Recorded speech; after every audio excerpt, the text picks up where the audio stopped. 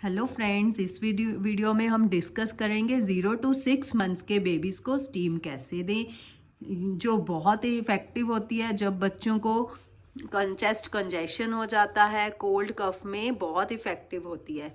ऐसे स्टीम आप 3-4 टाइम्स बच्चे को दोगे तो वो चेस्ट कंजेशन बहुत जल्दी बच्चे की ठीक हो जाती है। जिसके लिए आपको बच्चे के स्टीमर वाली साइड टॉल को ऐसे सेट कर देना है ताकि बच्चे को डायरेक्ट स्टीम उसकी स्किन पे ना फील हो। आपने स्टीमर को ऐसे सेट करना है कि स्टीम डायरेक्ट उसके नोज की ओर होना चाहिए। आपको इतने डिस्टेंस पे बच्चे के स्टीमर को सेट करना है।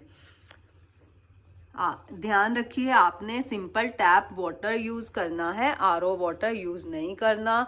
ना ही स्टीमर में आपने किसी तरह की मेडिसिन लाइक विक्स वगैरह कुछ भी ऐड नहीं करनी।